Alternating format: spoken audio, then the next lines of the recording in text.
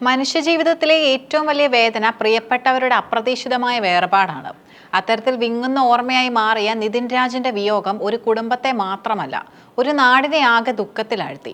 നിതിൻ രാജിന്റെ കുടുംബത്തിന്റെ സങ്കടക്കടലിലേക്ക് ആശ്വാസ വാക്കുകളുമായി ചാണ്ടിയുമ്മൻ MLA എത്തിയപ്പോൾ അവിടെ അരങ്ങേറിയത് കണ്ടുനിന്നവരുടെ പോലും കണ്ണു നനയിക്കുന്ന വൈകാരികമായ നിമിഷങ്ങളായിരുന്നു. തങ്ങളുടെ ഏക പ്രതീക്ഷയും തണലുമായിരുന്ന മകൻ ഇനി തിരികെ വരില്ലെന്ന സത്യം ആ മാതാപിതാക്കളുടെയും ബന്ധുക്കളെയും തളർത്തിയിരിക്കുകയാണ്. നിതിൻ രാജിന്റെ മരണവാർത്ത അറിഞ്ഞത് മുതൽ ആ വീട്ടിൽ കണ്ണുനീർ തോർന്നിട്ടില്ല.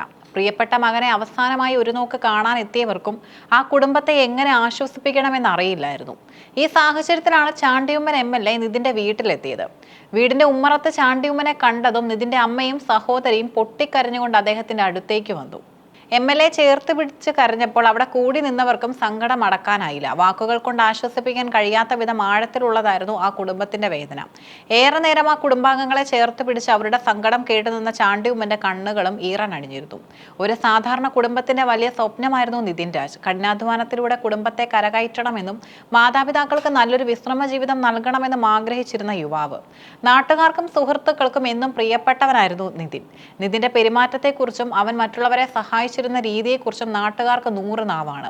ഞങ്ങളുടെ പ്രാരാബ്ധങ്ങൾക്കിടയിലും മകനെ നല്ല നിലയിൽ എത്തിക്കാൻ പരിശ്രമിച്ച മാതാപിതാക്കൾക്ക് മുന്നിൽ ഇന്ന് ശൂന്യത മാത്രമാണുള്ളത്.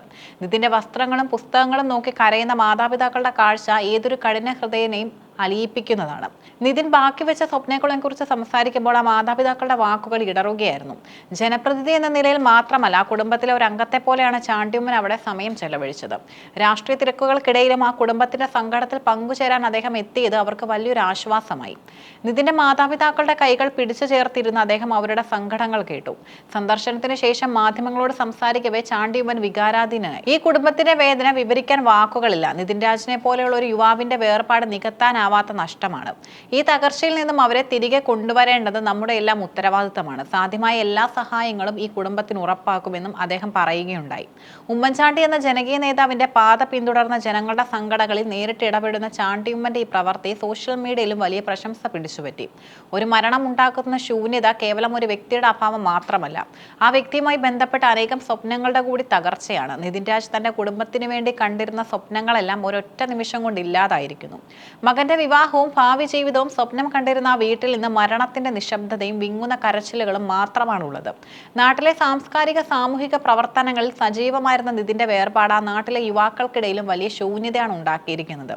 എപ്പോഴും ചിരിച്ച മുഖത്തോടെ മാത്രം കാണാറുള്ള നിതിന്റെ മുഖം ഇനി ഓർമ്മകളിൽ മാത്രമായിരിക്കും.